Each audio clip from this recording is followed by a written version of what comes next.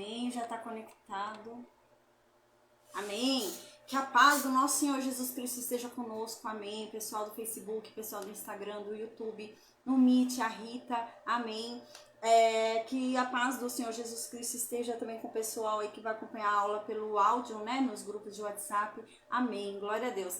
Hoje a gente vai começar um novo livro, né? Nossa, estou muito feliz. Aos pouquinhos a gente vê que a gente está avançando, né, gente? Glória a Deus. Pouquinhos a gente chega lá, né?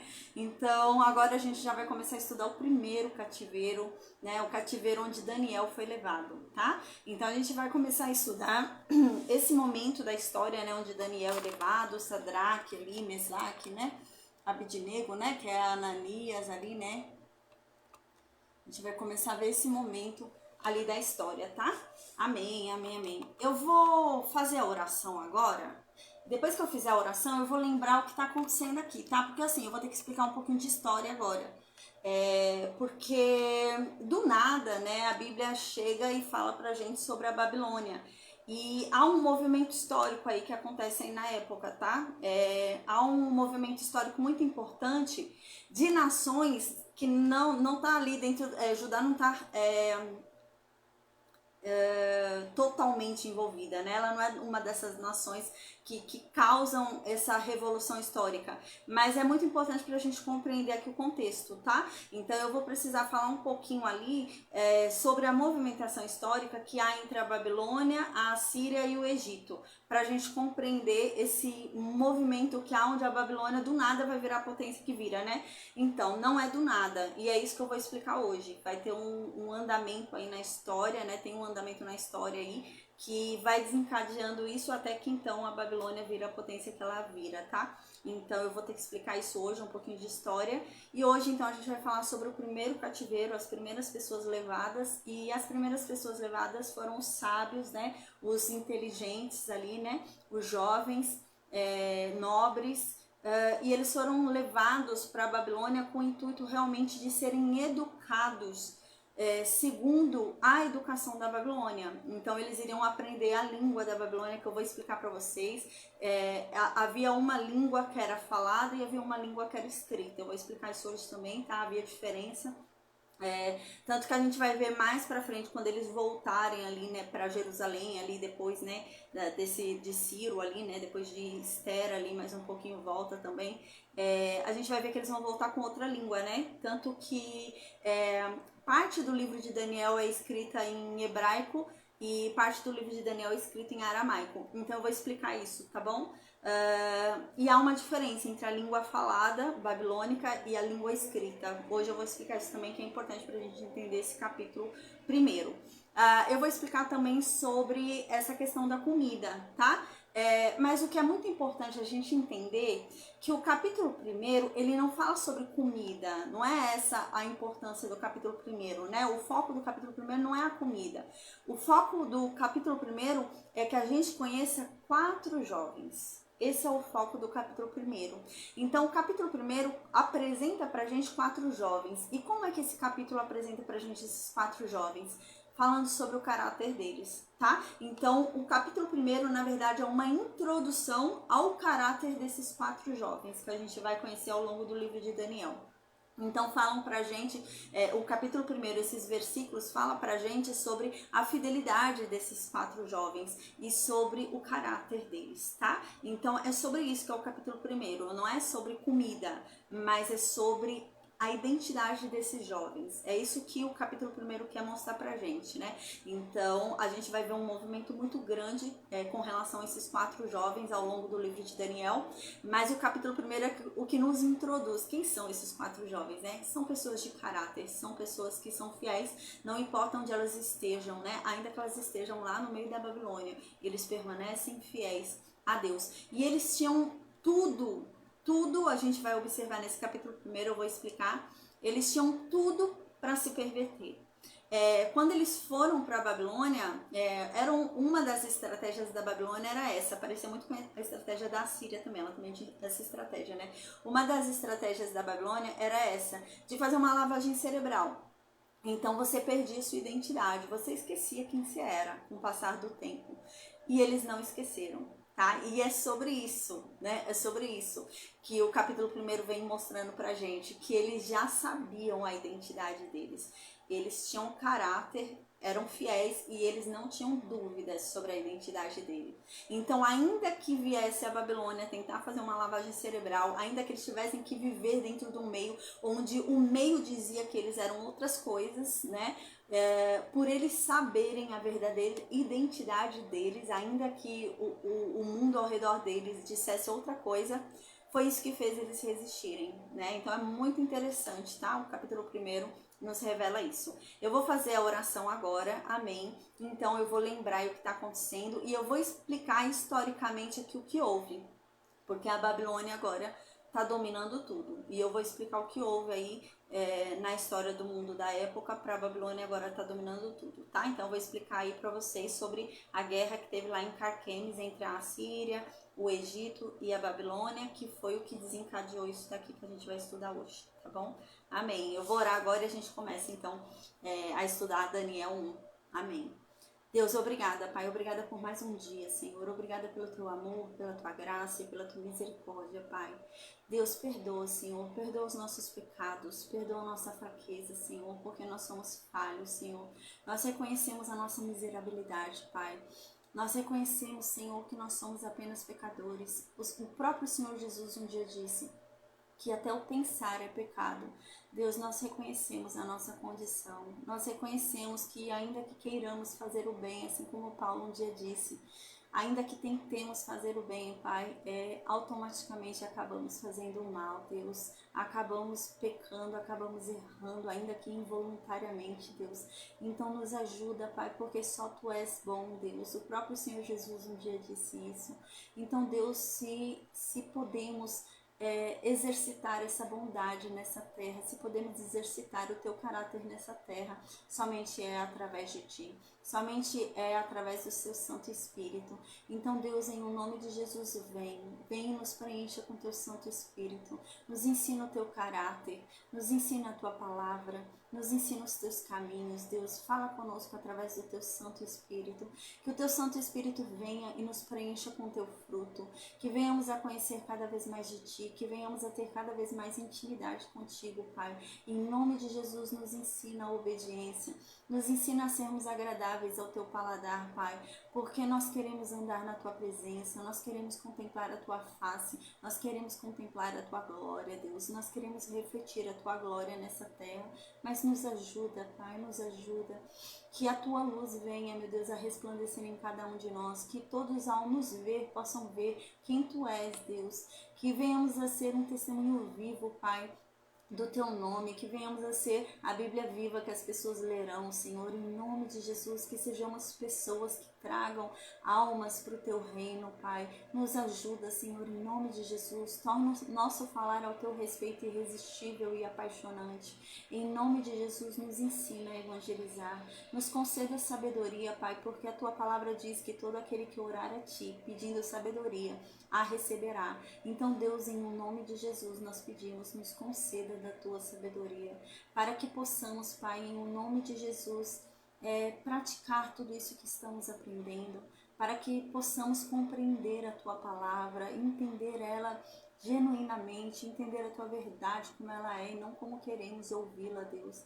Que venhamos, Pai, em nome de Jesus, a ter sabedoria para passá-la adiante, para dar as boas novas, para evangelizar, para ensinar tudo aquilo que estamos aprendendo, Deus. Em nome de Jesus, Senhor, nos ajuda, Pai, para que tenhamos sabedoria para evangelizar dentro da nossa casa, para com os nossos, Deus, em nome de Jesus, porque nós não queremos ir para a terra ao qual o Senhor já separou para nós, sozinhos, mas nós queremos levar os nossos conosco, Deus, nos ajuda, Pai, em nome de Jesus, tem misericórdia, Pai. A tua palavra diz que um justo santifica a sua casa, Pai. Então, que essa palavra se cumpra sobre cada um de nós e que o Senhor abençoe o nosso lar e todos que nele vivem, Pai, em nome de Jesus, amém. Deus, quebranta o coração dos nossos, se apresente a eles, Deus, em nome de Jesus, faça com que eles te conheçam e que se convertam, Pai, em nome de Jesus, amém. Que o Senhor nos livre de todo mal, Pai, em nome de Jesus, amém. Amém, amém, amém. Então vamos entender o que está acontecendo, tá? Agora a gente vai para Daniel 1. A gente lembra que o Império da Síria era uma grande potência, né? Então o Império da Síria, ele foi e levou o Reino Norte, a gente lembra, né? Era uma potência extraordinária. O Império da Síria, ali por meio de Senaqueribe, quase que levou o reino de Judá, né? Na época era o rei Ezequias, quase que foi, mas não foi, a gente lembra, eles se arrependeram, eles ouviram o profeta. Na época o profeta, a gente lembra até que era Isaías pregando e era Miqueias, né? E eles ouviram a pregação de Miqueias, né? Então a gente lembra que a Assíria era um grande império, uma grande força, tá? Só que ali perto do ano 600, né, e 20, 615, a Babilônia começou a crescer, né? Então os caldeus vieram ali, tomaram a Babilônia, né? A gente lembra que o pai de Nabucodonosor é caldeu, Nabucodonosor é caldeu, né? Então o pai de Nabucodonosor foi ali, dominou a Babilônia. Então a Babilônia começou a ir contra a Assíria, tá? Então a Babilônia começou a travar uma luta intensa ali, querendo derrubar a Assíria. E no ano 612 a.C., a Babilônia venceu Nínive, a capital da Síria, e causou um grande estrago em Nínive. E essa derrota para a Síria foi uma derrota muito séria, muito grave. E isso enfraqueceu a Síria. A Síria ficou meio perturbada ali, meio desequilibrada, tá? Dentro desse desequilíbrio da Síria ali no ano 612 a.C., o Egito se aproveitou. Tá? Porque o Egito também havia sido dominado pela Assíria, né? Mas vendo o desequilíbrio ali da Assíria, porque a Babilônia estava conseguindo espaço e a Babilônia estava vencendo a Assíria, então o Egito decidiu se insurgir também ali, né? E decidiu também sair para conquistar nações, tá? Então o que o Egito fez nesse período depois de 612 a.C.? A Assíria ali preocupada em lutar com a Babilônia, que estava a Síria e a Babilônia lutando, as duas lutando ali, a Síria tentando resistir ali, sobreviver. Nínive já havia caído. O Egito então aproveitou a oportunidade e começou a conquistar cidades que eram da Assíria, tá? Então o Egito conseguiu conquistar a Filístia, conseguiu conquistar a Fenícia, tá? Então ele conseguiu conquistar algumas cidades ali, a parte da Síria ali em cima, Síria com S, ali Damasco, né, a parte da Síria de cima no Reino Norte, ele conseguiu conquistar o Egito, tá? Então o Egito começou a ir focando em algumas conquistas ali, tá? E o que acontece então? No ano 609 a.C., tá? 612 a.C. foi a queda de Nínive, então o Egito aproveita a queda ali da capital da Assíria, aproveita que a Síria tá ali caindo, tá meio bambeando, então ele começa a tomar terras da Assíria, e a Assíria tentando resistir à Babilônia, lutando ali contra a Babilônia. Então, no ano 609 a.C., há uma guerra que está acontecendo lá em Carquemes, e essa Carquemes é na Mesopotâmia, né? Então é lá em cima. Judá está aqui embaixo, era lá em cima na Mesopotâmia que estava tendo essa guerra. Então estava tendo uma guerra lá em Carquemes entre a Babilônia e a Assíria, tá? Então essa guerra que estava acontecendo lá, a Assíria estava tentando resistir à Babilônia, só que estava perdendo. Então a Assíria estava perdendo, o que o Egito fez, né? O Egito falou, não, eu prefiro que a Assíria permaneça no poder do que a Babilônia, porque a Assíria eu já venci, então a Assíria é mais fácil eu dominar do que a Babilônia. Então o Egito queria que a Assíria vencesse no ano 609 a.C. Então o que o faraó Neco fez? O faraó Neco subiu para ir lá lutar contra a Babilônia, lutar a favor da Assíria contra a Babilônia. A gente estudou até isso. Quem era vivo ainda na época? O rei Josias. E o rei Josias, né, para ir lá lutar em Carquemes, o Egito passava ali pelas terras de Judá. Quando o exército chegou ali do Egito, né, Josias saiu para guerrear contra o exército do Egito, que a gente já estudou, né? Isso em 609 a.C. Amém, Ana? Deus abençoe, seja bem-vinda. Então, ele saiu para guerrear ali contra o Egito. Contra o Egito não, o Egito saiu para guerrear contra a Babilônia e a favor da Síria, né? Ele ia se unir com a Síria ali, potencializar a força da Síria para eles vencerem a Babilônia. E o que acontece? A gente lembra, Josias, o rei de Judá na época, saiu com seu exército querendo lutar contra o faraó Neco. E faraó Neco falou: Josias, meu negócio não é com você. Eu quero subir para lutar lá contra a Babilônia. Meu negócio é defender a Síria e lutar contra a Babilônia. Não te envolve, senão vai sobrar para você, porque o teu Deus me mandou fazer isso. Então a gente lembra que Josias não deu atenção, não foi consultar Deus e foi para a guerra lutar contra o Egito. E ele morreu. Então a gente lembra que ele morre em 609 a.C., tá? Então, quando ele morre em 609 a.C., ele morreu numa luta contra o Egito, que o Egito estava indo lá ajudar a Síria. E o que aconteceu com Judá neste momento? Virou vassala do Egito. Então, como Josias saiu para fazer a guerra, para lutar contra o Egito e perdeu, o Egito então tomou Judá. Então Judá passou a ser vassala do Egito e todo ano tinha que dar tributo ali para o Egito. E nisso o Egito subiu e foi lá ajudar a Assíria. Então a Assíria não caiu nessa época, mas já estava bem bamba, tá? Então no ano 609 a.C., Faraó Neco continuou, foi lá, deu apoio para a Síria, a Babilônia não venceu, a Assíria também não venceu, ficou aquela coisa, eles recuaram e ficou tudo certo. Então, né, dentro desse contexto, Judá agora era vassala do Egito, isso em 609 a.C. Então a gente observou, né, que Jeremias veio pregando sobre isso. E então, agora a gente está no ano 605 a.C., tá? Então, o que acontece no ano 605 a.C.? No ano 605 a.C., a Assíria tá capenga. Então, a Assíria ainda não caiu totalmente, mas tá capengando, tá quase caindo. O Egito tá tentando resistir. O Egito tá tentando ganhar poder, ganhar força. Mas o Egito ainda tem terras. O Egito tem Judá ainda, o Egito tem a Fenícia ainda, o Egito tem parte da Síria ainda, o Egito tem Filistia ainda, né? Então o Egito ainda tem algumas nações ali, tá? Mas o Egito quer mais, ele quer expandir poder. Então o que acontece em 605 a.C.? A Babilônia sai para lutar contra a Assíria de novo, para derrubar a Assíria. E eles se encontram onde? Em Carquemes, onde foi a guerra de 609. Então agora em 605 eles vão, a Babilônia vai lá encontrar a Síria e guerreiam ali em Carquemes no ano 605 a.C. A Síria está perdendo. Então o que o Egito faz? O faraó Neco sobe para ajudar a Síria, tá? Então é nesse momento da história que a gente está. Faraó Neco vai lá, sobe para tentar ajudar a Síria e a Babilônia está lutando contra o Egito e contra a Síria. E a Babilônia vence. Tá? Então é isso que acontece em 605 a.C. A Babilônia vence a Síria e a Síria é destruída de vez e a Babilônia vence o Egito, tá? Mas o Egito não vira vassalo da Babilônia, mas ele perde as terras que ele havia dominado, tá? Então neste momento da história que a gente está agora foi isso que aconteceu. Aconteceu esse grande evento, onde a Babilônia foi guerrear lá em Carquemes no ano 605 a.C., foi guerrear lá em Carquemes, lá no norte, né, lá na Mesopotâmia, foi guerrear lá contra a Assíria, para ganhar o poder do território da Assíria. A Síria perdendo, o Egito, o faraó Neco sobe para ajudar a Síria, como ele havia feito em 609 a.C. e tinha dado certo, só que dessa vez não deu certo.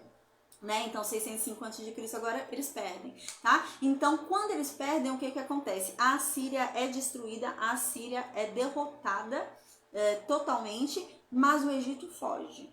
Tá bom? Então, na arqueologia, né, nos documentos ali encontrados, né, nas tábuas encontradas ali da Babilônia, né, é dito lá que o Egito fugiu. Então, a Bíblia não diz isso, né? Então, mas existem documentos históricos das outras nações que confirmam isso pra gente, tá? Então, tem esse documento da Babilônia que diz realmente que houve essa guerra lá em 605 a.C. E a Síria foi vencida, né? A Síria perdeu. E nisso o Egito, vendo que estava perdendo também, o Egito foge. Aí nisso que o Egito fugiu, os soldados da Babilônia perseguem o Egito. Mas eles perseguiram o Egito só até Ramate, tá? Então eles só perseguiram o Egito até ali em cima mesmo, eles não chegaram a descer. Eles ficaram ainda no Ramate lá em cima, então ainda ficaram lá no território do norte. E o Egito é lá no sul, né? Então eles conseguiram ir embora para a terra deles. E Nabucodonosor não quis saber de ir atrás lá do Egito, deixou o Egito lá. E o que Nabucodonosor então começou a fazer? Já que a Síria foi derrotada e o Egito fugiu, Nabucodonosor começou a entrar na terra que eram dominadas por essas duas nações, entendeu? Então, Nabucodonosor começou a entrar ali na Filístia, Nabucodonosor começou a entrar na Síria, Nabucodonosor entrou na Fenícia, Nabucodonosor entrou em Amon, Nabucodonosor entrou em Moabe e Nabucodonosor entrou em Judá.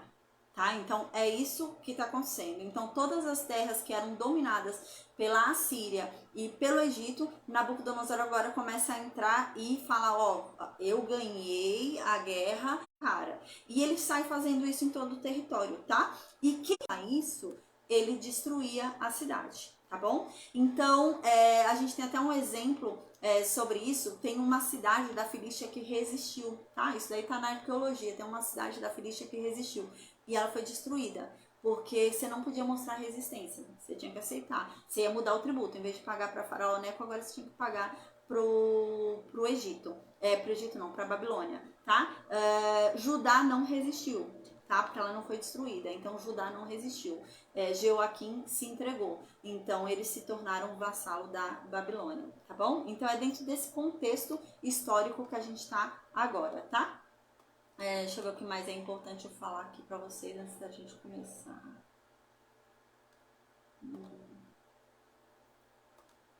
É isso.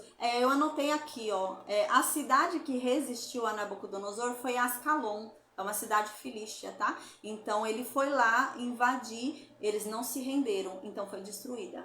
Nabucodonosor destruiu. Então, assim, ele tentava primeiro, ó, se rendam, porque se eu entrar vai ser pior. Era tipo a Síria, né? Se eu entrar vai ser pior. Então, a Filístia, Ascalon, né? Essa cidade da Filístia, não se rendeu e ela foi destruída, tá? Mas Judá, ao que parece, pelo que a Bíblia diz, pela entrada dele ter sido pacífica, ele não destruiu nada. Ele pegou algumas coisas do templo, levou os sábios, né? Mas não destruiu nada. Então parece que não houve resistência ali por parte de Joaquim, tá bom? Então agora a gente está no ano 605 a.C. Então no versículo 1 vai ter uma questão aqui de cronologia, que eu vou explicar para vocês. Porque o calendário, né, a contagem do tempo hebraico é diferente da contagem do tempo babilônica, tá? E aqui Daniel está escrevendo já na Babilônia. Então ele vai apresentar para a gente a contagem do tempo da Babilônia. Jeremias vai escrever esse mesmo momento aqui que a gente está vendo, Jeremias vai escrever também, só que ele vai falar um ano diferente, tá? Mas não é que tá tendo contradição entre Daniel e Jeremias, os dois estão falando sobre o mesmo ano, só que um tá olhando para o calendário hebraico e um tá olhando para o calendário babilônico, tá bom? E Daniel tá olhando para o calendário babilônico. Então, no calendário babilônico não se considerava meios períodos, tá? Então, aqui a gente está em 605 a.C. E aqui Daniel está falando, era o terceiro ano do reinado de Jeoaquim.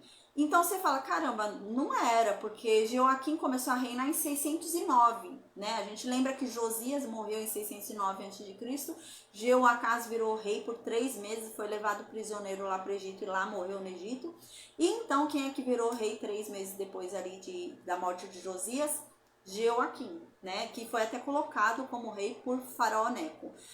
Então ele começou a ser rei no ano 609 a.C., só que foi um ano quebrado, tá? Então não se considera esse ano quebrado. Então o que é aqui que Daniel está considerando, né? Os anos inteiros, tá bom? Então a gente lembra, 609 ele começou a virar rei, então não vai contar o ano 609, tá? Então tem o ano 608, 607, 606. O ano 605 ainda está acontecendo. Então ele não está considerando os anos quebrados, mas o ano, né, a arqueologia confirma isso pra gente. Há documentos da Babilônia que confirmam que Judá foi invadido em 605 a.C. mesmo, tá? Então, a gente não tem dúvida com relação a essa data. Então, a data da invasão de Judá foi 605 a.C., tá? Então, não tem esse erro. É que a contagem do tempo era diferente, né? A língua era diferente, os costumes eram diferentes. A gente lembra que o calendário de Israel era um calendário próprio, né? A gente lembra que o ano deles mudou depois que eles saíram do Egito, né? Recomeçou. Então, a contagem do tempo era diferente, tá? E é por isso que há essa diferença aí entre Jeremias, capítulo 25 ali, né? Jeremias, se eu não me engano, no capítulo 25 que ele fala, e aqui Daniel, tá? Mas, gente, o fato é que estamos em 605 a.C., tá bom? É isso que acontece. Então, aqui diz que no ano 605 a.C., né? Lá durante o reinado de Joaquim, o rei da Babilônia, chamado Nabucodonosor, marchou contra Jerusalém e pôs um cerco contra ela, tá? Então era o procedimento dele, era o procedimento normal dessa época, né? A nação vinha, tentava dominar a outra, tava tudo fechado, os portões fechados para resistência, fazia-se um cerco. E então você falava ali, dava uma proposta para a pessoa se render. E é o que parece. O que parece é que Joaquim se rende, tá? Então parece que Nabucodonosor vai falar alguma coisa ali durante o cerco e Joaquim não resiste. Joaquim então abre os portões e deixa Nabucodonosor entrar. Tanto que Nabucodonosor entra e ele não destrói nada. Ele entra pacificamente, gente. Ele tá bom, ele vai lá no templo, pega alguns utensílios do templo, mas ele não destrói, não sai queimando casa, não sai matando ninguém, tá? Então não parece que houve uma resistência a partir de Joaquim. Parece que ele realmente, né, se rendeu, tá? Então aqui no versículo 2 diz isso. Diz que Deus entregou-lhe nas mãos Joaquim, rei de Judá, assim como boa parte dos utensílios do templo de Deus. Ele os transportou até a terra de Senar, depositando esses utensílios na sala do tesouro dos seus deuses. Uma coisa que é muito importante aqui, Daniel já começa o livro falando que ele sabe que ele foi levado cativo. Ele sabe que o tesouro do templo, parte ali dos utensílios do templo, foi levado por Nabucodonosor. Ele sabe ali, né? A paz, Luciene, seja bem-vinda. Ele diz que ele sabe que, na verdade, Joaquim se rendeu e Nabucodonosor acabou tomando Judá. Não é porque Nabucodonosor é bom, não é porque... Não, é porque Deus quis assim. Então, você já vê que já começa atribuindo a Deus tudo, né? Então, Daniel já é muito claro em dizer, eu tô aqui na Babilônia porque Deus me mandou vir para cá. Eu não estou aqui na Babilônia porque Nabucodonosor é forte e me fez vir contra a vontade de Deus. Eu estou aqui porque Deus me mandou estar aqui, né? Então isso é muito importante para a gente entender o raciocínio de Daniel, tá? Então esse fato aqui já é um fato muito importante para a gente entender a psicologia dele, tá? É isso que ele está fazendo. Ele está falando, a gente vai falar daqui a pouco sobre isso. Daniel devia ter de uns 14, 15 anos até 20 anos no máximo. Ele era um jovem, sabe? Ele vai ser afastado dos pais dele e tudo. E era uma tática realmente da Babilônia pegar os nobres, os mais inteligentes, novinhos, né? Para ficar doutrinando, segundo a doutrina da Babilônia ali, né? E é isso que acontece com Daniel. Então Daniel é afastado de sua família. Não se sabe o que acontece com a família de Daniel, né? Se foi morto, o que aconteceu. Mas ele é separado da família dele e ele vai lá para o palácio de Nabucodonosor. Mas ainda assim, esse homem escreve o livro falando, não, eu estou aqui na Babilônia porque Deus quis que eu estivesse aqui, né? Então tudo que aconteceu foi por ordem de Deus, foi porque Deus entregou, porque Deus quis assim, né? Não é porque a Babilônia, né? Então é muito bonito, você já começa a observar aí as nuances sobre Daniel, tá? Outra coisa, aqui diz que Nabucodonosor, ele consegue invadir as terras de Judá e domina Joaquim. O que significa isso, dominar Joaquim? É que Joaquim agora é um rei vassalo. Então, Joaquim tem que fazer o que Nabucodonosor manda ele fazer. É isso. Então, ele não é um rei que manda independente. Ele é um rei que obedece a Nabucodonosor. Então, é isso que significa o domínio. Porque ele vai continuar reinando lá em Judá, tá? Então, Joaquim continua reinando, ainda vai reinar em mais de 10 anos em Judá, tá? Até o ano 590 e pouco ainda ele fica reinando ali em Judá, tá? Quase 10 anos, eu acho, né? Então, 605 agora, até 597. Quase 10 anos, né? Então, ele ainda vai reinar quase 10 anos ali em Judá, tá? Então, esse domínio foi um domínio do reinado. Então, agora, Jeoaquim tem que pagar tributo para Nabucodonosor, porque ele é vassalo. Então, agora Judá é vassala de Nabucodonosor. Então, aqui tem uma informação importante que diz que Nabucodonosor foi lá e pegou do templo de Deus, lá em Jerusalém, alguns utensílios, tá? Isso era muito comum, eu já falei para vocês antes, né? Isso era muito comum. Quando uma nação dominava outra nação, ela fazia questão de pegar os deuses daquela nação e levar os deuses para dizer que elas venceram aquele deus, tá? Mas Nabucodonosor, a gente vai observar algo diferente em Nabucodonosor, tá bom? A Assíria era um pouco mais severa com relação à idolatria, com relação à religião. A paz, Isa. A Assíria é um pouco mais severa com relação à religião. Então, se a Assíria chegasse e te dominasse, ela levaria os seus deuses com ela e te forçaria a adorar o deus dela, tá? A Assíria era mais assim. Já a Babilônia era mais liberal. Então a Babilônia, ela não te forçava a nada, sabe? Mas assim, você tinha que viver de acordo com os costumes deles, você tinha que se enquadrar ali, tá no meio. Ele não ia te obrigar a adorar o Deus deles, né? Mas você tinha que estar ali no meio deles, tem que fazer algum ritual, você tem que participar, tudo. Você não precisa abandonar o seu, pode continuar adorando o seu Deus, mas tem que participar aqui também, tá? Então isso era muito da Babilônia, era mais liberal, né, a questão religiosa. E é por isso que Nabucodonosor não leva a arca, né? Ele não leva a arca, mas ele leva alguns utensílios do templo. Para quê? Para dizer que ele venceu. Então é no mesmo sentido, eu venci esse Deus, então eu levei alguns utensílios ali. Então ele leva alguns utensílios lá para a sala dos deuses dele, para levar como se fosse uma recordação ali, né? Um símbolo ali, né?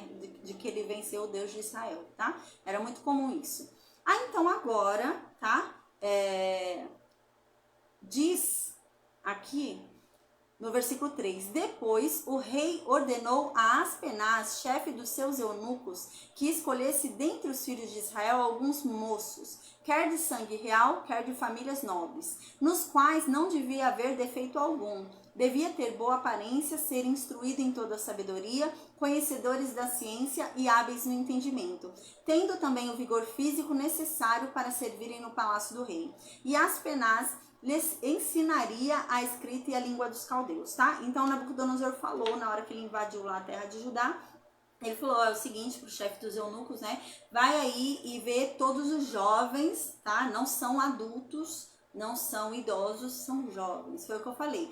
Daniel devia ter entre os 15 anos de idade, até no máximo 20, gente. Olha lá, é mais fácil ser pros 15, tá? Então esse Aspenaz sai olhando os jovens ali, os novinhos, os que fossem mais sábios, mais inteligentes, mais articulados ali, que não tivessem, né, nenhum problema de saúde, nada, eram levados, tá? Então Daniel tá no meio desses.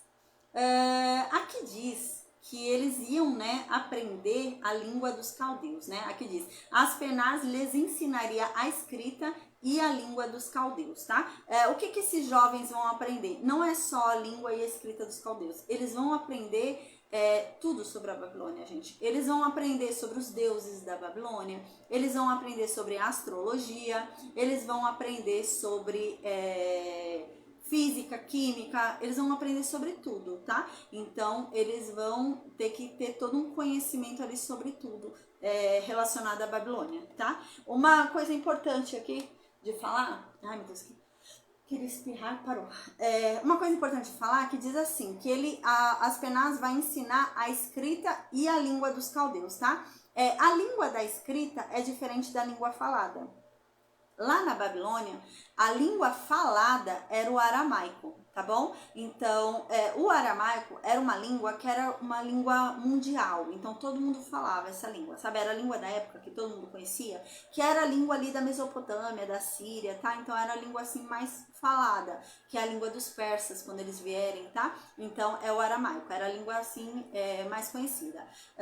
Qual que era a língua escrita, que era uma língua mais formal, que era da Babilônia mesmo. Era o acadiano, tá bom? Então, a língua mesmo babilônica era o acadiano. Só que a língua que todo mundo falava nessa época era o aramaico. Então, eles iam aprender o quê? O aramaico a falar, tá? E o povo lá também falava aramaico, então todo mundo ia aprender a falar o aramaico. Mas na hora de escrever, eles iam aprender acadiano, tá bom? Tanto é que o livro de Daniel, parte do livro de Daniel, né? No comecinho do livro de Daniel, é escrito em hebraico e depois é escrito em aramaico, tá bom? Por isso também a gente vê parte do Antigo Testamento ali, depois que eles voltam lá para Jerusalém, né? Depois da Pérsia ali, eles escrevem em aramaico, né? Então o Antigo Testamento a gente sabe, ele foi escrito em hebraico e depois em aramaico, porque quando eles voltam, primeiro eles falavam hebraico, né? Eles chegam lá na Babilônia falando hebraico, mas quando eles voltam, mais de 70 anos depois ali para Jerusalém, eles voltam falando aramaico, tá bom? E é isso que vai acontecer aqui, eles vão ter que aprender uma língua nova, que é o aramaico, e aí escrever o acadiano. Então aqui no versículo 5 diz assim: o rei lhes destinava uma parte das iguarias reais e do vinho de sua mesa. Eles seriam educados durante 3 anos, depois dos quais deveriam tomar lugar nos serviços do rei. Então eles iam ser educados na escrita acadiana, iam ser educados na literatura, conhecer todos os mitos da Babilônia, conhecer tudo sobre os deuses da Babilônia, iam ter todo tipo de astrologia, saber olhar para as estrelas e decifrar o futuro. Eles iam estudar ali sobre a sabedoria da Mesopotâmia, eles iam estudar de tudo, gente, e sobre tudo. E então depois ia ser separado. Esse se deu melhor em tal coisa, então você vai ser separado para ser o escriba, né? Você vai ser separado para ser o sábio, você vai ser separado para ser o astrólogo. Então ia separar cada um deles de acordo com o que eles desenvolveram ali, segundo o que eles estudaram, tá bom? E era essa a proposta aqui. Aqui diz assim, que o rei, quando pegou esses jovens, o rei falou que os jovens deviam comer do banquete dele, tá? Então, tudo que o rei comesse, esses jovens também deveriam comer. Então, eles comeriam da mesa do rei. Isso era uma honra muito grande, né? Você se comer da mesa do rei, da mesa do próprio rei está comendo. E aqui diz que ele beberia também do vinho da mesa do rei.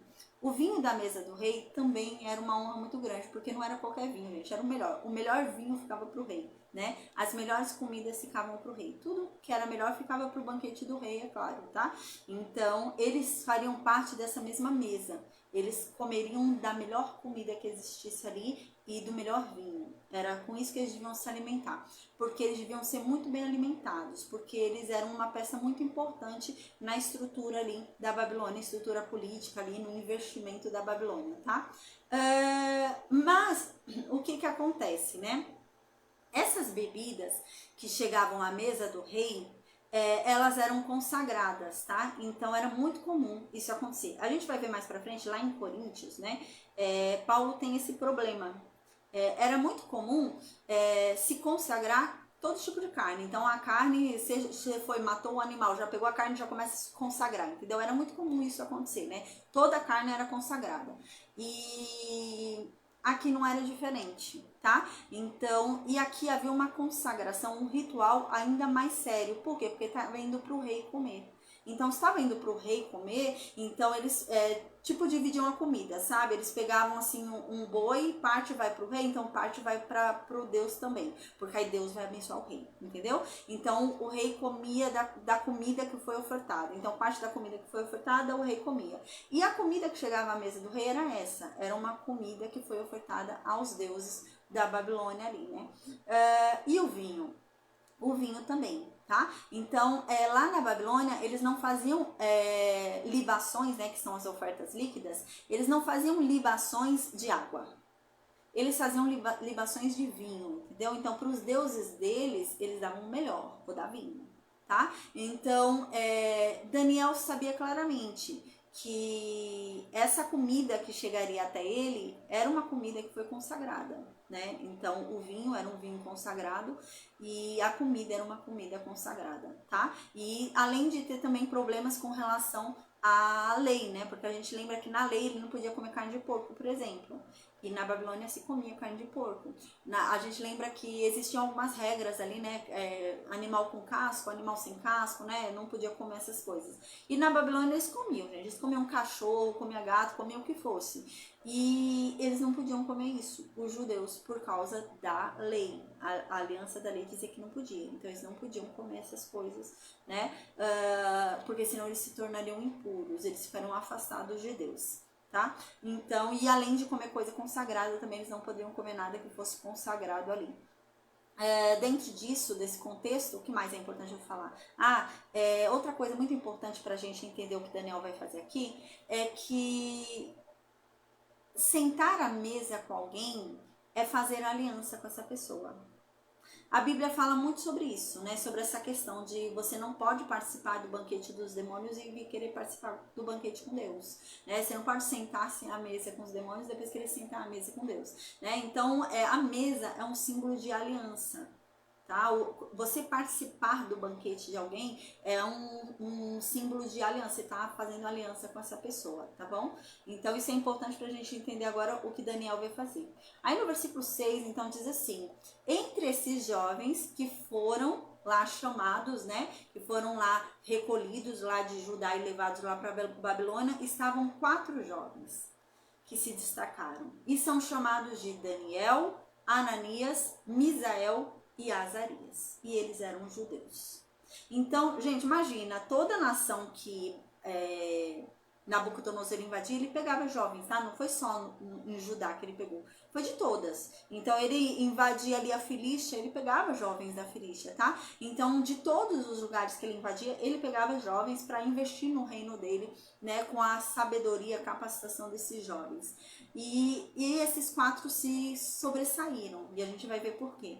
E Daniel, o que significa Daniel, né? O nome Daniel é muito importante a gente entender o significado dos nomes, porque isso vai ter um peso na Babilônia, o nome desses 4 jovens, tá? E o que significa Daniel? Daniel significa Deus é o meu juiz.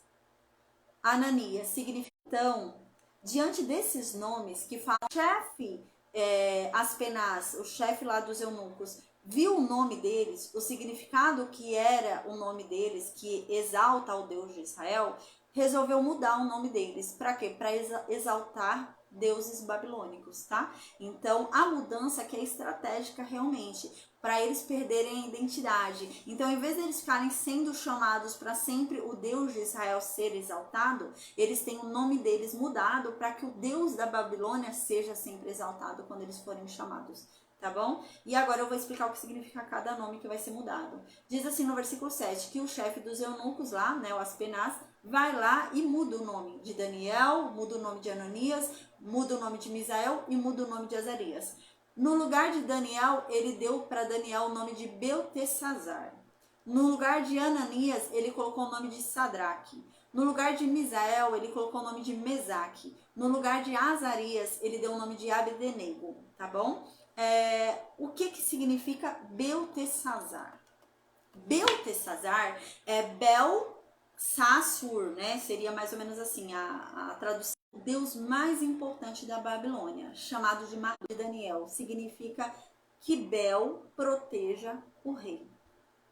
Tá? Então significa que Bel proteja o rei, que Marduk proteja o rei. E como que era o nome hebraico de Beltesazar? Daniel. E Daniel significa Deus é o meu juiz, tá? Então, você vê que eles tentam mudar a autoridade. Então, a autoridade maior sobre Daniel era quem? Deus. Então, quem é o meu juiz? Quem é importante para mim? Deus. Deus é o meu juiz. Deus é importante para mim. Deus é o meu juiz.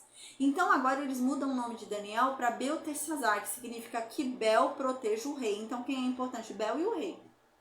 Então, Bel e Nabucodonosor. Bel e o rei que tiver que é importante. né? Então você vê já que muda, né? Então o importante não sou eu, o importante não é Deus me proteger, mas que Bel proteja o rei Nabucodonosor, tá? Então você já vê que começa a ter uma certa mudança, eles querem mudar, forçar a pessoa a mudar a mente dela, tá? É isso que a gente observa aqui nesse primeiro capítulo. Ananias, né? Ananias significava Deus gracioso, significa Deus gracioso, né? E ele tem o nome dele mudado para Sadraque. O que significa Sadraque? Iluminado por Acur, tá? O que é Acur? Acur é o deus lua. Então, antes, né, o nome dele expressava, né, que Deus é gracioso, que Deus é maravilhoso, que ele tem sido, né, agraciado por Deus, né? Ele tem sido iluminado por Deus, o Deus de Israel. Então, Aspenaz muda o nome dele para agraciado e iluminado por quem? Por Acur, o deus lua. E Misael. Misael é o mais assim claro, né? Misael, que significa Misael? Quem é como Deus? Ele tem o nome dele mudado para Mesaque. Mesaque significa quem é como Acur. Então é muito claro, né? Não é quem é como Deus, é quem é como Acur, né? O Deus da lua. Então ninguém é como Deus da lua, né? E o nome dele era quem é como Deus, Deus de Israel. E agora tem Azarias, né? Azarias significa Deus é auxílio. Então muda, né, para Abdenego. Abdenego significa servo de Nabu, né? Nabu é o deus da escrita e da sabedoria lá para Babilônia, tá? Então você vê que eles tentam mudar a submissão desse homem, né? Então Azarias está declarando claramente, o nome dele declara que ele é servo de Deus. Então Deus é auxílio, né? Então quem me ajuda é Deus, eu sou servo de Deus. E agora já não muda a submissão dele a Nabu, tá? Ao Deus da escrita e da sabedoria. Então o auxílio dele seria Nabu, o Deus da escrita e da sabedoria. Então você já começa a observar que eles estão tentando mudar a identidade deles, tá? Então eles tentam fazer uma lavagem cerebral ali mesmo e mudando a identidade deles para eles acabarem esquecendo que eles são. Eles estão afastados dos pais deles, dos familiares deles, não falam mais com ninguém, tá? Então eles estão agora dentro de um palácio com vários estrangeiros junto com eles e eles estão todos ali estudando, gente, profundamente a Babilônia. Então realmente é uma total lavagem cerebral, né? Então tem um nome mudado, começam a ser chamados por esse nome, não pode ser chamado de outro nome, tem que ser esse nome agora. Então iludem eles também, falam, vocês vão comer a comida do rei para que eles se agradem, né? Ai caramba, esse rei é tão bonzinho, eu vou comer da comida dele, né? E eles não têm nenhuma resistência, nada, né? Acabem se entregando, tá? Então você vê que há todo um jogo ali, né? Um jogo mental, psicológico, né? Então no versículo 8 diz, né? Ora, Daniel havia resolvido em seu coração não se contaminar com as iguarias do rei, nem com o vinho da sua mesa. Por isso, pediu ao chefe dos eunucos para deles se abster, tá? Então aqui deixa claro pra gente que Daniel sentiu no seu coração que não deveria comer as comidas da mesa de Nabucodonosor, tá? Então não deixa claro pra gente se é porque realmente ele tinha certeza que aquelas comidas eram consagradas aos deuses da Babilônia, se é porque eram comidas que eram proibidas pela lei, né? Ele não explica isso claramente. Mas não parece que o caso seja a comida ser proibida pela lei, porque era muito simples. Ele podia falar, me dê a carne e tal, né? Que é que eu posso comer. E eles dariam. E certamente tinha na mesa do rei essa carne aí também, né? Mas não parece que é isso, porque ele se abstém totalmente de comer da mesa do rei. Ele não quer comer o mesmo que vai pro prato do rei. Ele quer comer algo separado. Ele não quer que passe pela mesa do rei e ele coma. Então aqui diz que ele foi e falou para Aspenaz. Aspenaz, eu não quero comer a comida do rei. Mas você vê uma coisa aqui, né? Ele fala de forma educada. Ele não fala em forma de confronto, não fala em forma de xingamento, ele não ofende, não. E ele faz até uma forma de pergunta, né? Ele não impõe. Ele fala, olha, eu gostaria de me abster. Tanto que diz aqui, por isso pediu ao chefe dos eunucos para se abster, né? Então ele pediu. Ele falou, será que eu posso não comer da comida do rei? Eu posso não comer da mesa do rei, né? Então, se observa aqui que há uma certa política aqui, né? Ele fez com cautela, né? Sem ofender ninguém, nada, ele só falou, eu posso me recusar? Então, diz no versículo 9 que Deus permitiu que Daniel alcançasse a benevolência e a simpatia do chefe dos eunucos, né? Por quê? Porque o chefe dos eunucos ainda vai dar bola para Daniel. Se fosse outro, ia falar assim, ô jovem, ou você come, você não vai comer nada. Você vai comer e acabou, senão você morre. Ou você come, você morre, né? Mas não, ele foi muito gentil com Daniel. E isso foi porque Deus, né, fez com que Daniel alcançasse a bondade, a benevolência ali, a simpatia dos eunucos. Então o chefe dos eunucos falou ainda para Daniel, Daniel, eu até deixaria, mas é que eu tenho medo, sabe? Porque Nabucodonosor é que falou que vocês devem comer essa comida e beber o vinho dele. E se ele perceber que vocês estão fraquinhos, abatidos, estão anêmicos e os outros jovens estão melhores, ele vai me matar, Daniel. Então você vê que realmente, né, ele podia ter falado não e acabou, você vai comer e pronto, né? Mas não, ele ainda fala desse jeito. Então Daniel, vendo ali a preocupação de Aspenaz, porque seria morto, né, caso eles aparecessem ali, né, mirrados, né? Então, no versículo 11, Daniel faz uma proposta ali, né, para Aspenaz. Então, aqui no versículo 11 diz, então Daniel disse ao dispenseiro, a quem o chefe dos eunucos havia confiado Daniel, Ananias, Misael e Azarias. Aí, então, no versículo 12, Daniel fala, olha, vamos fazer o seguinte, você vai provar a gente por 10 dias, só 10 dias. Você dá pra gente uma comida durante esses 10 dias, tá? Que não seja da mesa do rei, que eu vou falar qual que é. E se depois de 10 dias a gente estiver mirrado, a gente estiver anêmico, a gente estiver fraquinho, aí sim, você dá comida da mesa do rei que a gente come. Mas se nos 10 dias a gente estiver bem, você deixa a gente com a comida que a gente pediu, né? Aí ele falou assim, tá bom, né? Ele falou assim, então a gente vai comer só legume e beber só água, tá bom? A gente não vai comer nenhuma carne, a gente não quer comer nada da mesa do rei e nenhuma carne. A gente quer comer só legume e beber só água. O que acontece? Foi o que eu falei. Água, ela não era ofertada a deuses babilônicos. Era o vinho que era ofertado a deuses babilônicos. Então, certamente a água não viria para eles, né, impura, não viria para eles contaminada pela idolatria, tá? Então, eles poderiam beber. Legumes. Não se ofertava legumes para deuses. Nem babilônico, nem de outra nação. Ninguém ofertava legumes para deuses, gente. Geralmente se ofertava carne, né? Então não se ofertava legumes. Então isso estaria garantido para Daniel, né? Porque se Daniel pedisse, não, me traz carne de outro lugar do mercado, né? Podia ser igual era Coríntios, tá? Mais pra frente lá, quando a gente for ver a pregação de Paulo lá em Coríntios, tá tendo um problema lá em Coríntios muito grande. Porque foi falado que não era para os gentios comerem de carne consagrada. Só que havia um grande problema em Coríntios, porque toda a carne era consagrada antes de ir para o mercado. Então, quando a carne chegava no açougue, era já carne consagrada, né? Então, as pessoas consagravam a carne e ia para o mercado vender a carne já consagrada. Então, diante disso, o povo fala, mas e Paulo, e agora? A gente não tem opção, toda a carne aqui é consagrada. A gente não pode comer carne? Então, Paulo fala, vocês entendem que esses deuses ao qual essa carne foi consagrada não são nada? Entendemos. Então como? Esses deuses não são nada. Vocês não estão participando de culto nenhum. Vocês não estão fazendo idolatria nenhuma. Eles não são deuses, eles não são nada. Então comam a carne. É isso que Paulo fala, tá? Eu não vou entrar nesse debate agora, porque mais pra frente, quando a gente for estudar sobre Paulo, a gente vai explicar isso daí melhor, tá? Mas lá no concílio, mais pra frente, lá no livro de Atos, a gente vai ver que uma das condições ali do concílio que fala, né, pros gentios, né, é que os gentios não precisam fazer a circuncisão, mas uma das condições é que eles, né, eles se abstenham de carne consagrada. Mas mais pra frente eu explico isso daí, tá bom? Mas não tá contrário ao que o Paulo disse, não, tá bom? Mas a gente fala isso mais pra frente. Mas aqui tava acontecendo a mesma coisa. Então, se Daniel falasse, me traz carne do açougue, me traz carne lá da vilinha, do mercado, ia vir consagrado do mesmo jeito.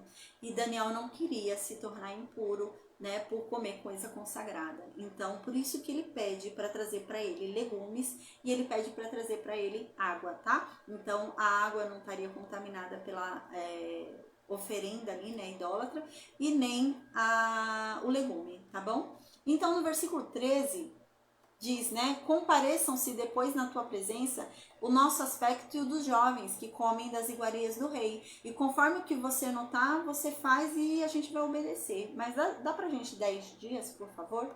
Então, diz que ele deu. Tá bom.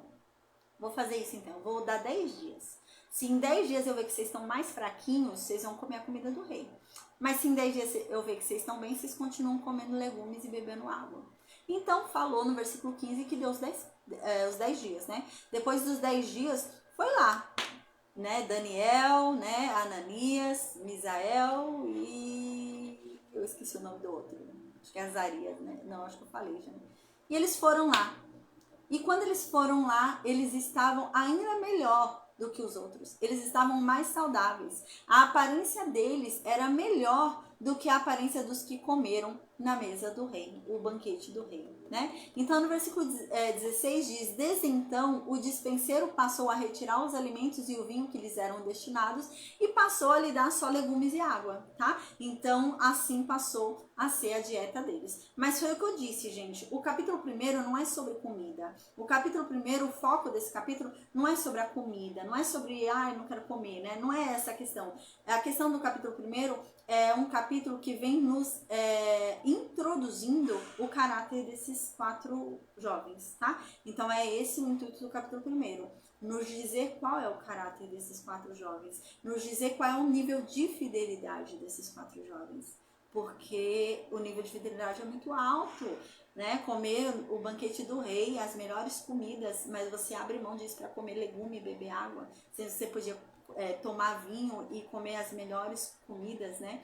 Mas eles, né? Você vê o nível de fidelidade. É isso que o capítulo 1 está querendo mostrar pra gente. Não é sobre comida, né? Mas é sobre o posicionamento deles. Enquanto os que estão lá em Judá, que segunda-feira a gente vai ver Jeremias falando, né? Porque Jeremias ficou lá em Judá, né? E Jeremias vai pregar para o povo que ficou, né? A gente lembra que é o primeiro cativeiro, então alguns foram levados, um povo ficou, muita gente ficou, né? Então Jeremias vai pregar para esses que ficaram. E enquanto você observa o nível de fidelidade desses 4 jovens que foram levados, estão na Babilônia, estão no cativeiro, a gente vai perceber o contraste dos que ficaram. As pessoas lá são totalmente infiéis, não querem saber de Deus, não querem se esforçar, né? Enquanto você vê o nível de esforço desses 4 jovens, tá? Então é isso que é o capítulo 1. O capítulo 1 é para mostrar esse contraste e para mostrar o caráter desses 4 jovens, né? É o caráter que não é porque eles estão no meio dos judeus que eles vão agir de um jeito e fora dos judeus agir de outro. Não,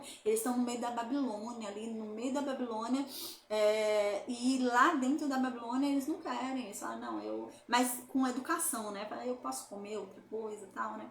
E você vê o nível de caráter, o nível da fidelidade, e é isso que esse capítulo 1 está querendo mostrar pra gente, tá? Para que isso comece a desenhar o caráter que a gente vai ver ao longo do livro de Daniel, porque o livro de Daniel, a história que há no livro de Daniel, exige muita fidelidade desses 4, né? E é isso que a gente observa, tá? Então já começa já falando sobre isso. É isso o assunto do capítulo 1, não é sobre comida. Então no versículo 17 diz: a esses 4 jovens, Deus concedeu a ciência e a instrução nos domínios da literatura e da sabedoria. Aqui está falando que Deus compensou esses jovens e tornou eles os mais sábios. Eles aprenderam tudo. Tudo que lhes era...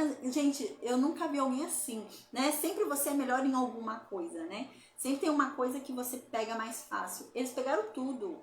Eles pegavam tudo muito bem, eles eram os mais sábios, os mais rápidos, os mais inteligentes, né? Os mais ligeiros. E é isso que está dizendo aqui, porque Deus concedeu a eles. Por causa da fidelidade deles, né? Por causa do posicionamento deles. Então diz, além disso, Daniel era capaz de interpretar qualquer sonho ou visão. Isso está preparando a gente para o capítulo 2, tá? Então o capítulo 2 de Daniel, que a gente vai estudar lá para terça, quarta-feira da semana que vem, né? Vai falar para a gente sobre um sonho de Nabucodonosor. E já está aqui antecipando para a gente que Daniel... foi dado a Daniel o dom de interpretar sonhos, né? E de ter visões. Então já está dando spoiler aí pra gente, né? Sobre Daniel. Aí no versículo 18, então diz: passado o tempo fixado pelo rei para a sua apresentação, o chefe dos eunucos os introduziu à presença de Nabucodonosor, né? Então deu o tempo lá, onde Aspenaz ensinou eles, ensinou todos os jovens, né? Ensinou todos os jovens, eles comeram, ficaram bem alimentados. Então eles foram ficar à frente do rei, e o rei ia testar eles, tá? Então provavelmente eles ficaram à frente de Nabucodonosor, e Nabucodonosor vinha dando para eles ali problemas, para eles acharem soluções para Nabucodonosor testar a inteligência deles, né? Testar a sabedoria deles, tá? E é isso que acontece. Então, no versículo 19 diz, né? Que Nabucodonosor foi conversando com todos eles ali, se entreteve com todos eles, né? Mas não houve entre todos os jovens que estavam lá alguém comparado a Daniel, Ananias, Misael e Azarias. E por isso eles foram escolhidos para trabalhar direto com o rei. Eles não foram trabalhar em qualquer lugar, mas eles eram tão sábios, mas tão inteligentes que o rei falou: não, eu quero que eles trabalhem direto comigo. Que eles venham direto já ser meus conselheiros. Eles vão trabalhar direto aqui com o rei. Então não era qualquer um, né? E os 4 foram selecionados para trabalhar direto ali para o rei. Você observa que o nome deles foram mudados, né? Mas no capítulo 1 faz questão de continuar chamando eles pelo mesmo nome. No sentido de dizer, minha identidade ninguém muda, né? Eu sei quem eu sou, né? E é muito importante isso, né? Porque a tática de Satanás é essa, né? Foi o que Satanás fez tentando lá Jesus, né? A tática de Satanás é essa, confundir a nossa identidade, né? Então, igual aconteceu lá com Jesus. Jesus foi batizado, né? Quando Jesus foi batizado, o céu se abriu, veio a pomba, né? Deus falou claramente para todo mundo ouvir: eis o meu filho amado, em quem tenho prazer, né? Então, caramba, a identidade dele foi revelada. Eu sou o filho. E não é filho rejeitado, é filho amado. Então vem Satanás e fala: mas se é mesmo, então se joga aí, né? Pra Deus mandar os anjos dele, né? Se você é filho mesmo. Se você é filho mesmo, então você vai passar fome. Filho de Deus vai passar fome. Faz essa pedra virar pão, que um filho de Deus não pode passar fome. Filho de Deus não pode passar necessidade. Se é filho de Deus, então se joga aí faz uma loucura aí e Deus vai ter que te salvar. Se é filho de Deus, você não pode passar dificuldade nenhuma. É filho de Deus, Deus tem que te salvar a todo momento. Deus não pode permitir que nenhum mal te aconteça se é filho de Deus, né? Então você observa que Satanás tenta confundir ali Jesus, né? Sobre a identidade que ele acabou de receber. Para que ele fique em dúvida: nossa, mas será que é mesmo? Será que eu sou mesmo? Se eu sou filho de Deus, então por que eu tô com fome aqui, né? Se eu sou filho de Deus, então por que eu tô com dificuldade, né? Mas não é essa a questão, né? Então, Jesus sabiamente responde: nem só de pão viverá o homem. Porque Jesus muito sabiamente diz, né? Não é porque eu sou filho de Deus que eu não posso passar dificuldade. Nem só de pão viverá o homem. Não tem problema. Como filho de Deus, eu posso passar dificuldades. Eu posso passar perrengue. Eu posso ter problemas. Isso não me torna menos filho de Deus. Isso não anula a minha identidade, né? E é isso que Jesus responde, tá? E é assim, né? Satanás trabalha dessa forma, tentando confundir a nossa identidade, né? Para que a gente se esqueça, né? Não duvide da identidade que a gente recebeu, né? Será que eu sou mesmo? Mas se eu sou, por que eu tô passando tal dificuldade, né? Nem só de pão viverá o homem. E é isso. Então, aqui para continuar, né? Diz no versículo 20: ora, em todas as questões de sabedoria e discernimento sobre as quais o rei os consultava, o rei achava eles 10 vezes superiores a qualquer mago, a qualquer adivinho do reino inteiro. Eles eram os mais sábios. Qualquer coisa que Nabucodonosor perguntasse, eles eram os mais sábios. E quem é o detentor da sabedoria, né? É Deus, né? E Deus recompensando eles. Então, no versículo 21, para finalizar a aula de hoje, diz assim: Daniel permaneceu assim até o 1º ano do rei Ciro.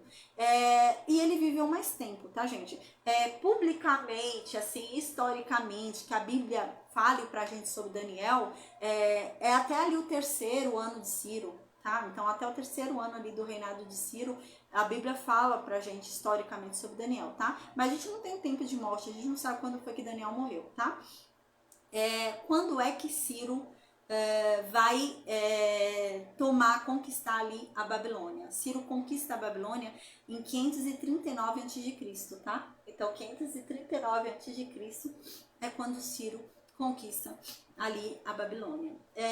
Daniel, entre o cativeiro dele e ali a tomada da Babilônia por Ciro, né, são quase 70 anos, né?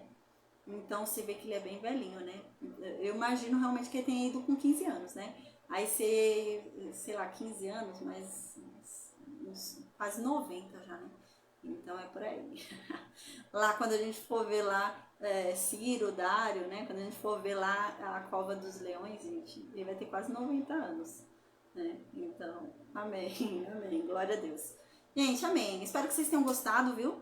Desse livro novo que a gente está agora aprendendo, estudando. Segunda-feira a gente vai aprender sobre Jeremias 25, tá? Segunda-feira a gente tem Jeremias 25, na terça-feira a gente vai para Daniel 2, tá bom? Então, aí depois de Daniel 2, a gente vai passar para o segundo cativeiro. Vai ter um pulo aí na história que vai ter o segundo cativeiro, e o segundo cativeiro é mais sério. O negócio ali, o negócio fica difícil, o negócio fica cruel, tá? Então a gente vai pro segundo cativeiro ali, e então a gente começa a ver ali bastante pregação de Jeremias, tá? Muita pregação de Jeremias. E a gente vai observar isso, tá bom? Então, amém, gente. Espero que vocês tenham gostado desse novo livro que a gente está estudando agora, né? Daniel. Vamos conhecer agora Daniel também, né? Amém. Então, espero que vocês tenham gostado. E segunda-feira, com a graça de Deus, em nome de Jesus, a gente volta para falar sobre Jeremias 25, tá bom? E terça-feira, Daniel capítulo 2, que é o sonho de Nabucodonosor. Então, amém. Rita, Isa, Luciene, vocês têm alguma dúvida? Enquanto isso, eu vou desconectar aqui o Facebook, tá, gente? Amém.